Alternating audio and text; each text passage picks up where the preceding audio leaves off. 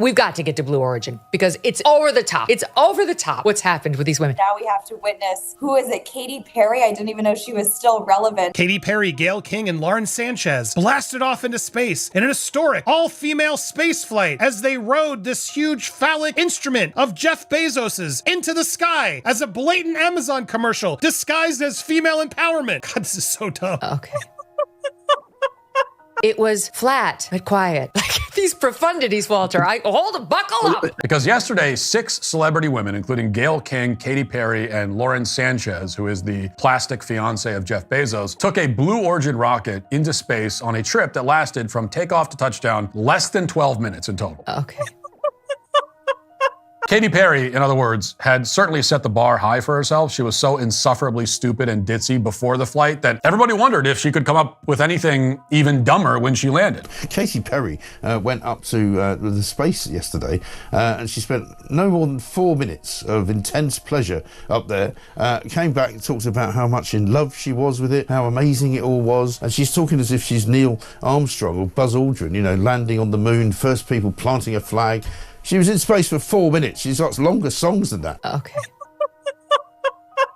Of all the frivolous celebrity bullshit we hear on a daily basis, I did not think that a bunch of randos going into space would be trying to defend anything that they did as revolutionary when really it's just tourism. I have no doubt that it was a cool experience. It was not historic or significant in any way, but it was still, I'm sure, cool. More than cool, it must have been profound and quite moving. It's a shame then that it was wasted on a woman with the wisdom and intellectual depth of a newborn poodle. Okay.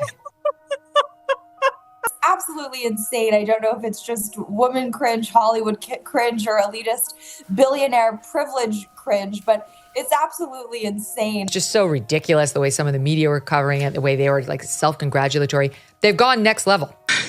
I had to come back. I mean, we're getting married. If I didn't come back, that would be a bummer for me. 5 women went up into space, right? Jeff Bezos, the man who paid for it all, sent his wife up, which tells you something about their marriage, doesn't it? I think he was hoping she wouldn't come back. Okay. I don't want to talk about this. I don't want to talk about this. We're talking about it. We got girl bosses in space, and it's a tremendous accomplishment. I'm so embarrassed to be a woman right now. Has shot a bunch of women tourists who are totally unqualified to be astronauts in a remotely controlled spaceship for 10 minutes into orbit. How insufferable, all the feminists aboard? How much do we not want this rocket to return to Earth? Oh my God, you guys, look, we're seeing the moon. Like, guess what? We all see the moon just fine down here. Have you seen the moon rise? Great. Okay. Welcome back to Tea Time with Tina. Let's start with one simple question. Who thought this was a good idea? Seriously. The moment word got out that Katy Perry, pop superstar and queen of overwrought stage antics, was hopping aboard Jeff Bezos' infamous DK rocket, the internet erupted into gleeful mockery. And honestly, can you blame them? This so-called spaceship looks like it was designed by a snickering adolescent stuck in detention, dreaming up ways to giggle at the grown-ups' expense. Engine start. Liftoff. Colonel, you better take a look at this radar. What is it, son? I don't know, sir, but it looks like a giant Dick! Yeah. Take a look out of starboard. Oh my God, it looks like a huge... Pecker! Oh, yeah. Wait, that's not a woodpecker. It looks like someone's... Wang! Pay attention. I was distracted by that enormous flying... Willie. Okay. Yet here we are, forced to endure the mainstream hype machine telling us how empowering it is for a group of celebrities to strap themselves in for an 11-minute cosmic cameo. If you ask me, there's not a shred of common sense in this entire fiasco. It reeks of gimmicks, vanity, and a desperate attempt to rebrand shallow tourism as a groundbreaking leap for humanity. Newsflash, the only thing breaking here is my patience with the blatant absurdity on display. There's nothing frivolous about what we did. Let's just check in. We don't have to take her word for it. Let's see how it went on board the Blue Origin spacecraft. 1, 2, 3, taking up space! I can't. I can't get over Look at the moon. It's dark. Stace! There was nothing frivolous. I am like Alan Shepard, and I am inspirational. I'm proud of me. Good for me. That's the messaging coming back. Let's talk about the rocket first, because frankly, it's impossible not to. Some bright engineer must have raised a hand early in the design process to say, boss, you do realize this thing is going to look a bit, well, you know. But apparently nobody listened, or they leaned into the joke. Either way, the resulting shape became an internet punchline overnight. For a while, everyone giggled and memed it to death, then forgot about it, until Katy Perry decided to waltz in.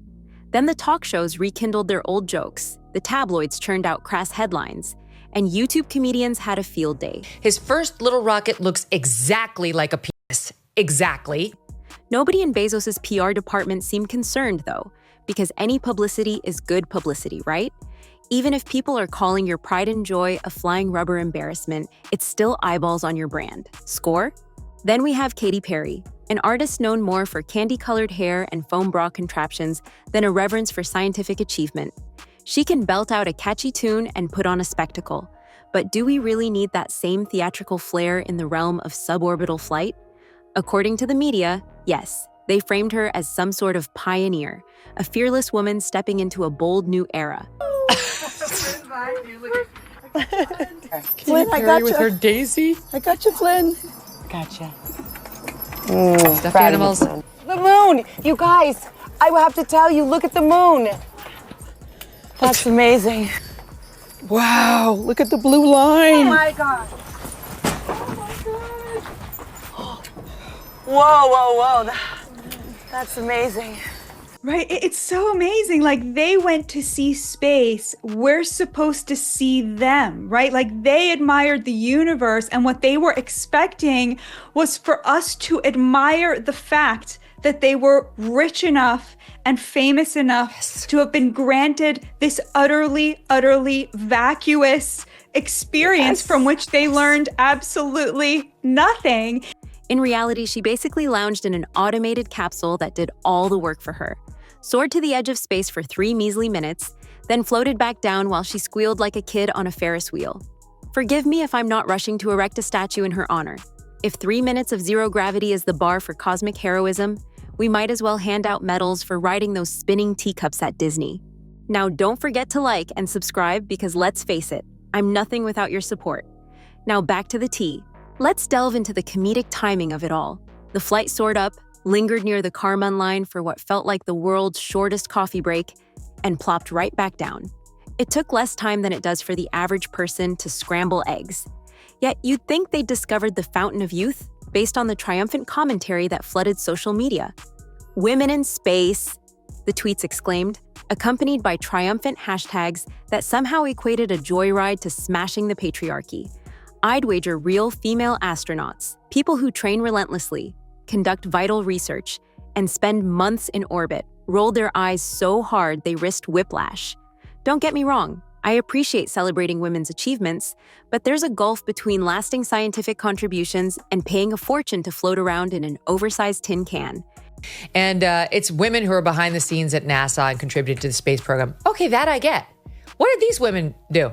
Like, honestly, one is sleeping with a billionaire who created this program and is jetting people, to outer space for like 10 minutes, for as long as like your average YouTube video takes. And they came back and they're like, everything's changed. Is it? Okay. They had nothing to do with any of the engineering. They're just looking for famous faces who could draw attention to Jeff Bezos' weird little rocket. Once the capsule landed, we got that supremely cringy spectacle. Katy Perry literally kissing the desert floor like she'd escaped a blazing inferno. The melodrama was so thick you'd need a lightsaber to slice through it. She sobbed into the dust, sang a shaky verse of "What a Wonderful World," and clutched at tumbleweeds as though she'd just survived Apollo 13. Here's a reality check. The rocket is fully automated. She barely needed to know how to buckle a seatbelt, let alone navigate any real danger. But that didn't stop the cameras from zooming in on her quivering lip, desperate to capture the raw emotion of a life-changing event. The entire display felt like a poorly scripted reality show, and I half expected a confetti cannon to fire off the moment she started sniffling. Naturally, the internet pounced. Memes, reaction videos, savage tweets, you name it. The digital world delivered. One viral post compared her meltdown to actual NASA mission footage from the 1960s, where stoic astronauts stepped off their capsules with calm dignity, mindful that actual life and death stakes had been at play. Juxtapose that with Perry's extravaganza, and the result is comedic gold. Even the rocket's infamous shape took a backseat for a moment, overshadowed by her overblown weeping fit in the dusty desert. It's almost impressive that someone managed to out-cringe a rocket shaped like a novelty toy, but Katy Perry rose to the challenge with gusto.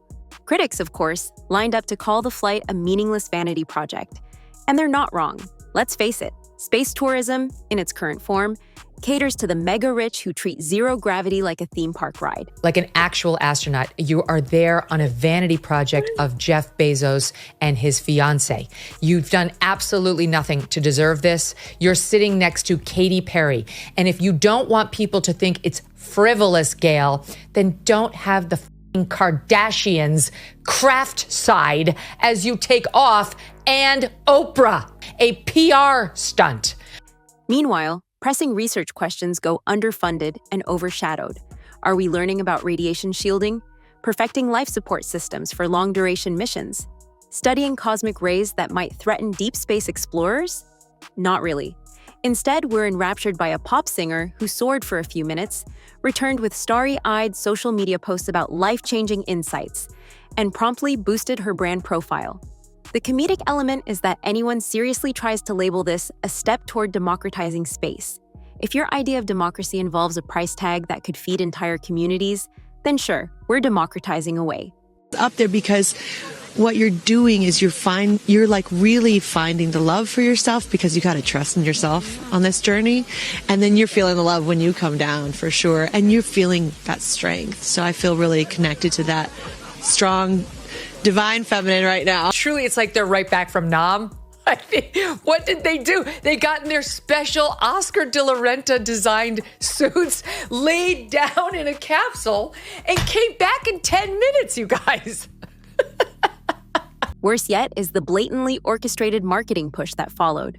Suddenly, we're hearing about Katy's newfound spiritual awakening and how she connected with the divine feminine while gazing at Earth's curvature. Spare me the cosmic woo-woo. If you want a spiritual epiphany, meditate in your backyard or volunteer at a homeless shelter. Both options cost significantly less than hitching a ride on a rocket built for a billionaire's vanity. But no, the PR machine wants us to believe that suborbital flight is the surest path to cosmic enlightenment. It's a bit like selling bottled water as if it's laced with unicorn tears. Maybe it's an effective hustle for folks with more money than sense, but from a distance, it looks like blatant snake oil, wrapped in star-spangled packaging.